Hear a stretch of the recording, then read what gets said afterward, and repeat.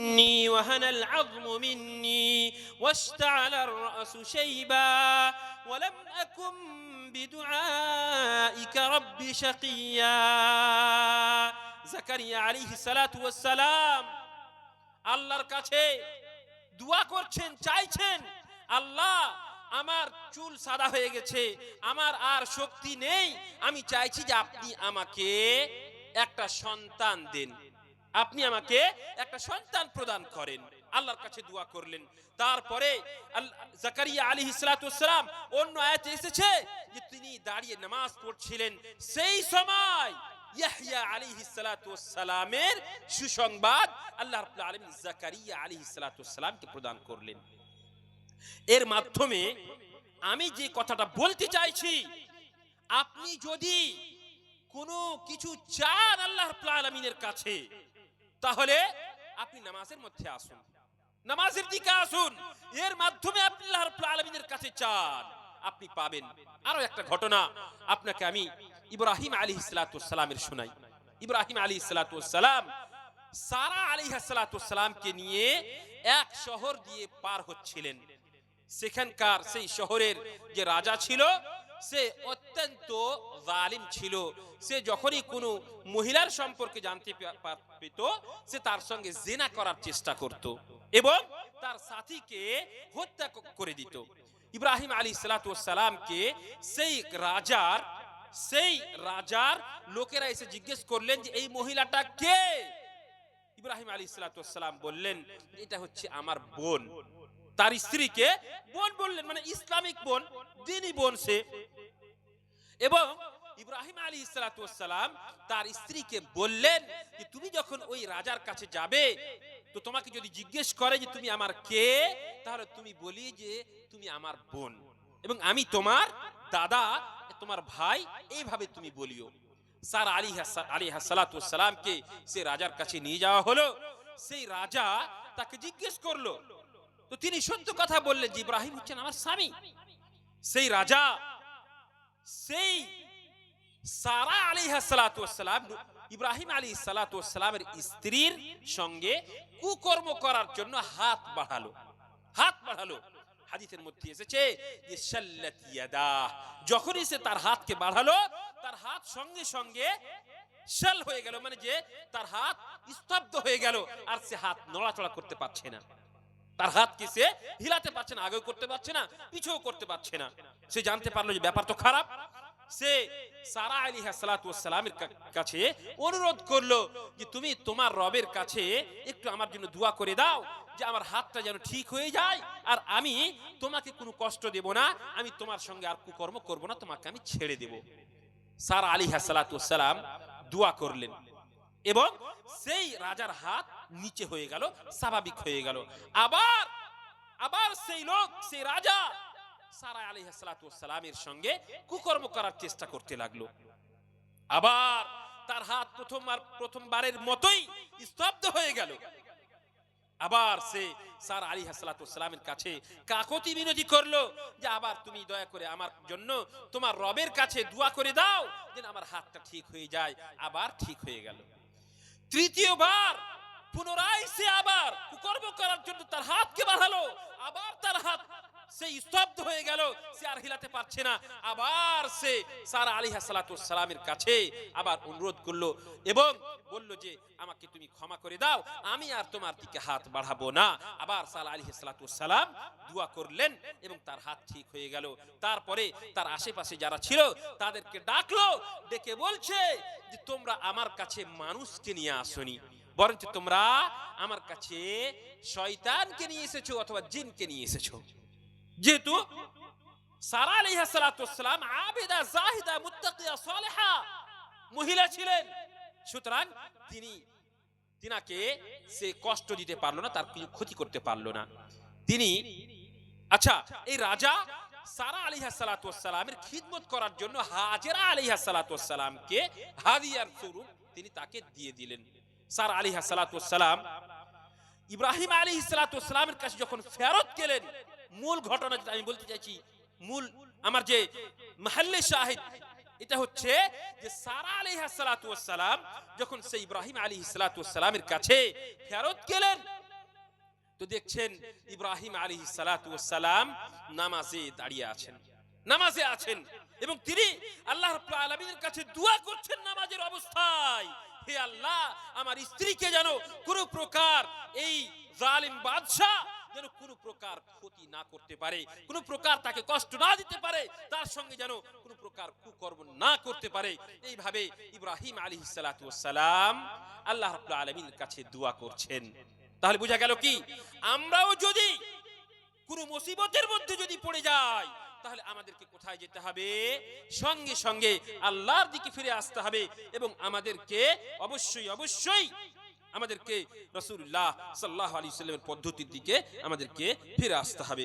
সম্মানিত উপস্থিতি, তারপরে দেখেন আল্লাহ রাব্বুল আলামিন কোরআনে কারীমের মধ্যে বলেন, ওয়াকিমিস সালাতা ইন্নাস সালাতা তানহা আনিল ফাহশাই ওয়াল মুনকার। নামাজ প্রতিষ্ঠা করেন।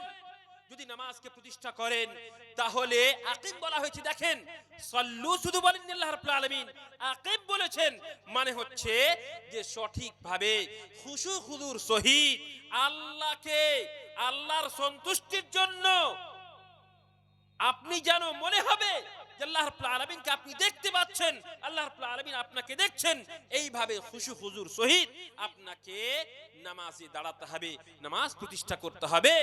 এবং সময়ের উপরে আল্লাহ তাআলা নামাজকে ফরজ করেছেন, সময়ে নামাজকে প্রতিষ্ঠা করতে হবে। তাই আল্লাহ বলছেন, ওয়াকিমিস সালাতা ইন্নাস সালাতা তানহা আনিল ফাহশাই ওয়াল মুনকার।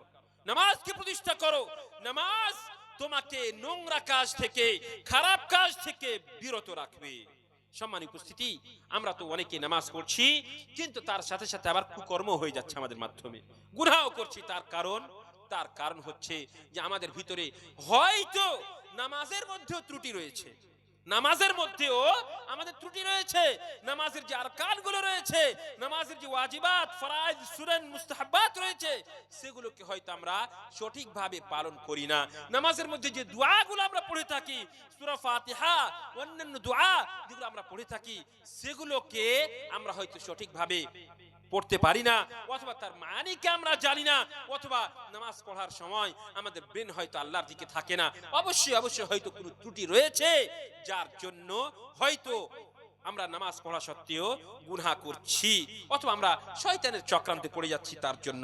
সম্মানিত উপস্থিতি, আল্লাহ রাসূল সাল্লাল্লাহু আলাইহি ওয়াসাল্লাম হাদিসের মধ্যে বলেন, আউয়ালু মা ইউহাসাবু বিহিল আবদু আনিস সালাহ। সর্বপ্রথম ফরজ হচ্ছে নামাজ। মক্কাতেই এই নামাজ ফরজ হয়েছে। আর আপনার মৃত্যুর পরে সর্বপ্রথম আপনার যে হিসাব কিতাব হবে সেটাও কিন্তু নামাজের সম্পর্কেই হবে।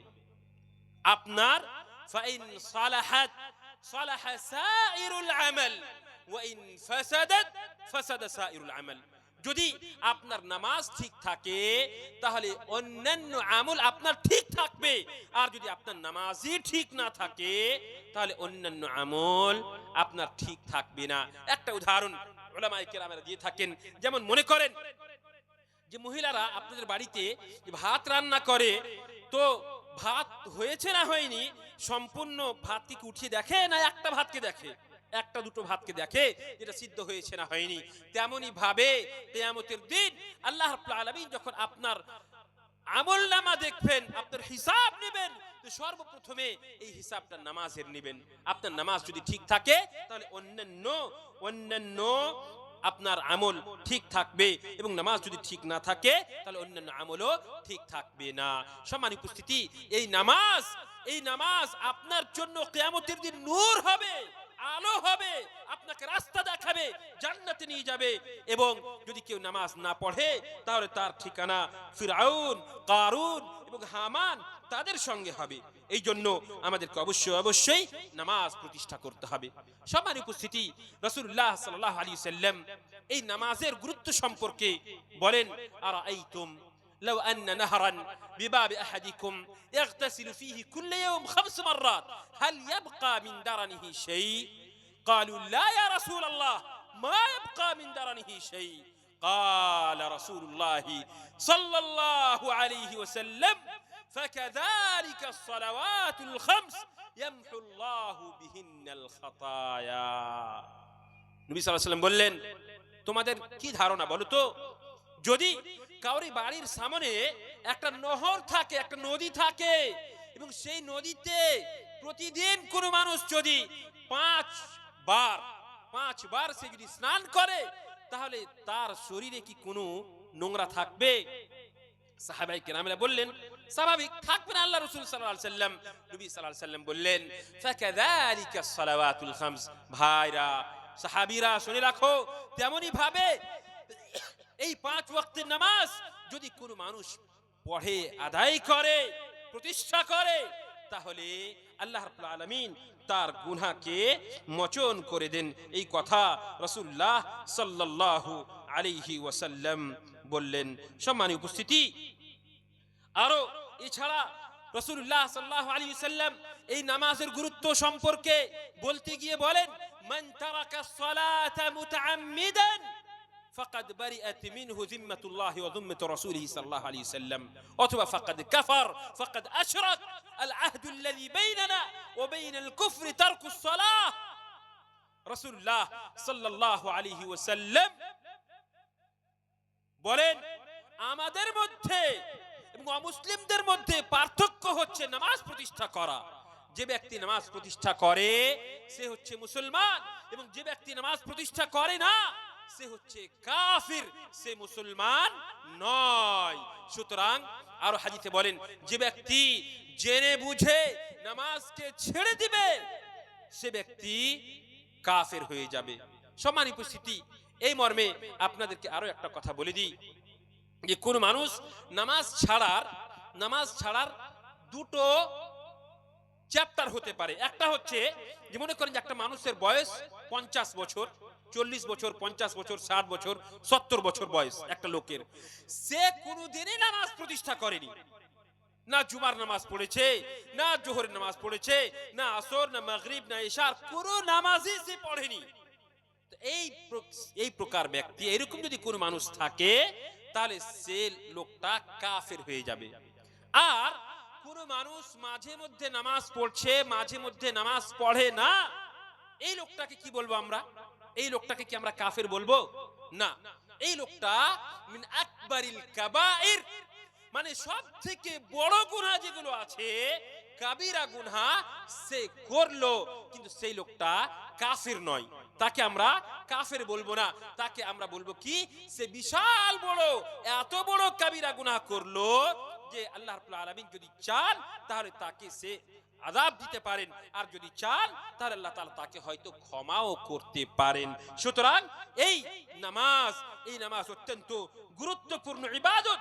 যে ব্যক্তি জেনে বুঝে ছেড়ে দিবে সেই ব্যক্তি হয়তো ইসলাম থেকে বেরিয়ে যেতে পারে, অথবা সে মুশরিক হয়ে যেতে পারে। সম্মানিত উপস্থিতি, নামাজ যদি কেউ ছেড়ে দেয় তাহলে আল্লাহ রাব্বুল আলামিনের আযাব তার উপরে অবতীর্ণ হতে পারে। আল্লাহ রাব্বুল আলামিন কোরআনে কারীমের মধ্যে বলেন, ওয়া ইয়াহলিল আলাইহি গাযাবি ফাকাদ হাওয়া।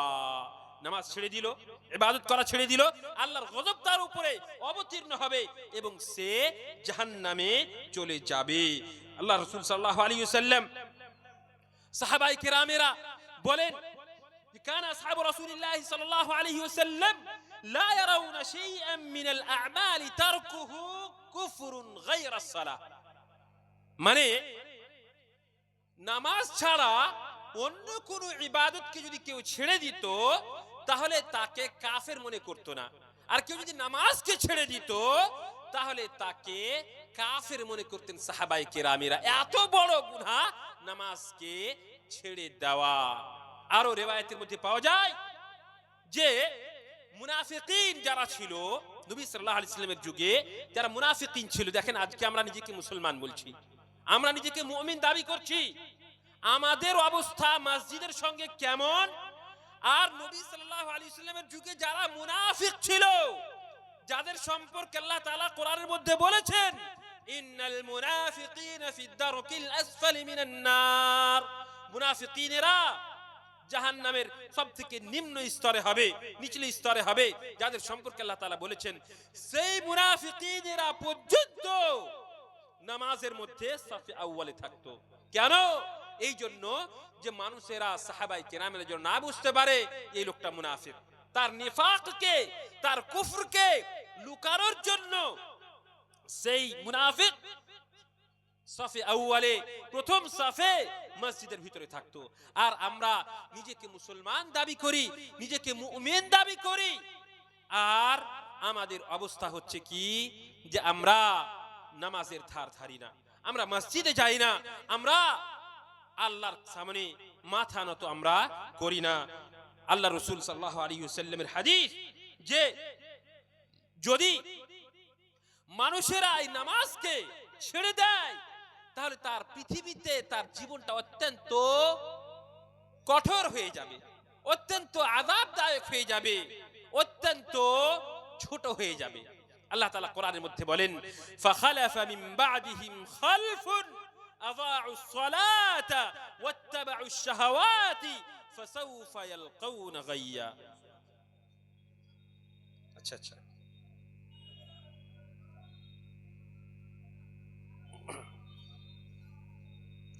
যে তারপরে ফাখালাফা মিন বা'দিহিম খালফুন, পরবর্তীতে মানুষ আসলো যারা আযাউস সালাতা ওয়াত্তাবাউশ শাহাওয়াত, এরা নামাজকে ছেড়ে দিল, এরা নামাজকে নষ্ট করে দিল, নামাজের ধার ধারলো না।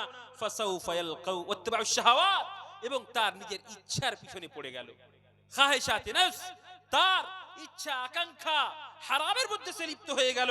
আল্লাহ তাআলা বলছেন ফাসাউফা ইয়ালকাউনা গায়্যা, এরা জাহান্নামে প্রবেশ করবে। সম্মানিত উপস্থিতি, এই নামাজের সম্পর্কে যারা জামায়াতের সহিত নামাজ পড়ে না, যারা জামায়াতের সহিত, একটা হচ্ছে নামাজ পড়া, নামাজ পড়ছে, আর একটা হচ্ছে জামাতের সহিত নামাজ পড়া। দেখেন, নামাজ আমাদেরকে খুশু খুজুর সহিত পড়তে হবে। খুশু খুজু মানে যে আপনি নামাজে দাঁড়ালেন, তো আপনাকে মনে রাখতে হবে যে আমি আল্লাহর সঙ্গে আমি কথা বলছি, আল্লাহকে আমি দেখতে পাচ্ছি, এইরকম আপনাকে মনে করতে হবে। এবং আপনি নামাজে অবশ্যই অবশ্যই আল্লাহর সঙ্গে কথা বলছেন, এই কথা আপনাকে মনে রাখতে হবে। এই নামাজ ছেড়ে দেওয়া বা জামাতের সহিত নামাজ না পড়া সম্পর্কে ইবনে উম্মি মাকতুমের একটা রিওয়ায়াত, নবী সাল্লাল্লাহু আলাইহি সাল্লামকে আব্দুল্লাহ ইবনে উম্মি মাকতুম রাদিয়াল্লাহু তাআলা আনহু জিজ্ঞেস করলেন, আল্লাহ রাসূল সাল্লাল্লাহু আলাইহি সাল্লাম, আমাকে যে আমি অন্ধ মানুষ এবং আমার চলাফেরা করতে অসুবিধা হচ্ছে, তো আমি যদি মসজিদে না আসি, বাড়িতে যদি আমি নামাজ পড়ি, তাহলে কি হবে কি হবে না? নবী করিম সাল্লাল্লাহু আলাইহি সাল্লাম তাকে জিজ্ঞেস করলেন, হাল তাসমাউন নিদা, তুমি কি আজানের আওয়াজ শুনতে পাও? উনি বললেন, নাম, হ্যাঁ আল্লাহ রাসূল সাল্লাল্লাহু আলাইহি সাল্লাম, আমি আজানের আওয়াজ শুনতে পাই। নবী সাল্লাল্লাহু আলাইহি সাল্লাম বললেন, ফাআজিব, তাহলে তোমাকে মসজিদে এসে অবশ্যই অবশ্যই নামাজ প্রতিষ্ঠা করতে হবে। সম্মানিত উপস্থিতি, নামাজ ছেড়ে দেওয়া এর ভয়াবহতা অত্যন্ত বেশি। নবী করিম সাল্লাল্লাহু আলাইহি ওয়াসাল্লাম স্বপ্নের মধ্যে দেখলেন যে দুজন ফেরেশতা আসলেন আর এসে তাকে নবী সাল্লাল্লাহু আলাইহি ওয়াসাল্লামকে নিয়ে গেলেন, আর তাকে যে আগে উম্মতগুলো এসেছিল তাদের কি অবস্থা হয়েছে নবী সাল্লাল্লাহু আলাইহি ওয়াসাল্লাম স্বপ্নের মধ্যে এগুলো কি দেখলেন। তার মধ্যে দেখলেন যে একজন ব্যক্তি ওই জাহান্নামের ভিতরে আছে, আর অন্য এক ব্যক্তি সে তার মাথার উপরে পাথর দিয়ে ছুঁড়ে মারছে, আর তার মাথাটা একদম ছিটকে যাচ্ছে, চুরমার হয়ে যাচ্ছে। আবার সেই পাথরটাকে যখন সেই ব্যক্তি নিয়ে আসতে যাচ্ছে, এই লোকটার মাথাটা আবার ঠিক হয়ে যাচ্ছে, আবার সেই ব্যক্তি তার মাথার উপরে পাথরকে ছুঁড়ে মারছে, আর এইরকম করতেই আছে। শেষের মধ্যে এসেছে যে রাসূলুল্লাহ সাল্লাল্লাহু আলাইহি ওয়াসাল্লাম জিজ্ঞেস করলেন, এই ব্যক্তি কে ছিল? নবী সাল্লাল্লাহু আলাইহি ওয়াসাল্লামকে ফেরেশতারা বললেন, এই হচ্ছে সেই ব্যক্তি যে নামাজ পরিত্যাগ করত, নামাজ ছেড়ে দিত, সুতরাং তার সঙ্গে এই অবস্থা করা হচ্ছে। সম্মানিত উপস্থিতি, আল্লাহ রাসূল সাল্লাল্লাহু আলাইহি ওয়াসাল্লাম, আল্লাহ রাব্বুল আলামিন কোরআনে কারীমের মধ্যে বলেন, ফাওয়াইলুল লিল মুসাল্লিন আল্লাযীনা হুম আন সালাতিহিম সাহুন, ওয়াইল জাহান্নাম, যারা এই নামাজকে সুস্থির সঙ্গে আদায় করে তাদের জন্য ওয়াইল জাহান্নামকে আল্লাহ রাব্বুল আলামিন তৈরি করে রেখেছেন। সুতরাং এই নামাজকে অবশ্যই আমাদেরকে পড়তে হবে। আল্লাহ রাব্বুল আলামিন কোরআনে কারীমের মধ্যে বলেন, হাফিজু আলাস সালাওয়াতি ওয়াস সালাতিল উসতা, যতগুলো নামাজ আছে এই নামাজগুলোকে তোমরা প্রতিষ্ঠা করো। বিশেষ করে as-সালাতুল উসতা এর সম্পর্কে উলামায়ে কিরামেরা বিভিন্ন কথা বলেছেন। তার মধ্যে একটা হচ্ছে যে আসরের নামাজ। নবী সাল্লাল্লাহু আলাইহি ওয়াসাল্লাম বলেন, মান ফাতাতহু সালাতুল আসর ফাকান্নামা উতিরা আহলুহু ওয়া মালুহু, কোন মানুষের যদি আসরের নামাজ ছুটে যায় তাহলে তার যেন মাল এবং তার আহলু আয়াল সমস্ত কিছু হালাক হয়ে গেল। সুবহানাল্লাহ।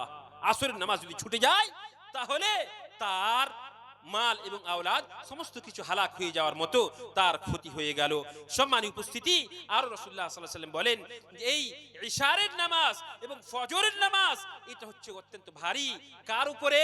মুনাফিকিনদের উপরে ফজরের নামাজ এবং ইশারের নামাজ হচ্ছে সবথেকে ভারী। রাসূলুল্লাহ সাল্লাল্লাহু আলাইহি ওয়াসাল্লাম বলছেন, যদি তারা জানতো এর মধ্যে কত ভালাই রয়েছে, কত খায়ের রয়েছে, কত সফলতা রয়েছে, তাহলে তারা ঘষতে আসা হলেও তারা অবশ্যই রোগড়ে এখানে পৌঁছে যেত। এই কথা নবী সাল্লাল্লাহু আলাইহি ওয়াসাল্লাম বললেন। সম্মানিত উপস্থিতি, নামাজ প্রতিষ্ঠার ভিতরেই সফলতা রয়েছে। আল্লাহ রাব্বুল আলামিন বলেন, কাদ আফলাহাল মুমিনুন আল্লাযীনা হুম ফি সালাতিহিম খাশিউন। মুমিনিন এরাই হচ্ছে সফল। এবং মুমিনিন কারা? আল্লাযীনা হুম ফি সালাতিহিম খাশিউন, যারা তাদের নামাজে খুশু খুজু করে, যারা খুশু খুজুর সহিত মানে সমস্ত আরকানকে সঠিকভাবে আদায় করে, সেই লোকটার নামাজ আল্লাহর কাছে গ্রহণযোগ্য এবং সেই লোকটা হচ্ছে প্রকৃত মুমিন। সম্মানিত উপস্থিতি, এই সমস্ত আয়াত এবং আহাদিস এর মাধ্যমে আমরা জানতে পারলাম যে নামাজ হচ্ছে সবথেকে গুরুত্বপূর্ণ ইবাদত। তাওহীদের পরে সবথেকে গুরুত্বপূর্ণ ইবাদত হচ্ছে নামাজ। এই নামাজকে অবশ্যই আমাদেরকে প্রতিষ্ঠা করতেই হবে। যে ব্যক্তি নামাজ পড়বে সে হচ্ছে মুমিন, এবং যে নামাজ পড়বে না সে মুমিন থেকে খারিজ, বের হয়ে যাবে। এই জন্য আমাদেরকে নামাজ পড়তে হবে। এবং নামাজ ছাড়ার ভয়াবহতা সম্পর্কেও আমরা জানতে পারলাম, এবং আমরা এটাও জানতে পারলাম যে আমাদের পূর্বে যে সমস্ত আম্বিয়া কেরামেরা এসেছেন তাদের উপরেও নামাজ ছিল।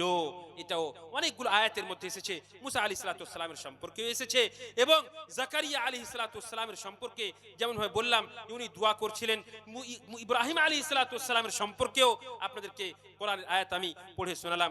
সুতরাং আমরা জানতে পারলাম এই নামাজ এর গুরুত্ব অত্যন্ত বেশি, এবং নামাজ আমাদেরকে অবশ্যই প্রতিষ্ঠা করতে হবে। নামাজ ছেড়ে দেওয়ার ভয়াবহতা অত্যন্ত বেশি। সুতরাং আল্লাহ রাব্বুল আলামিনের কাছে পরিশেষে দোয়া করি, আল্লাহ রাব্বুল আলামিন আমাদের সকলকে মুত্তাকি এবং পরহেজগার হওয়ার তৌফিক প্রদান করেন, আমিন।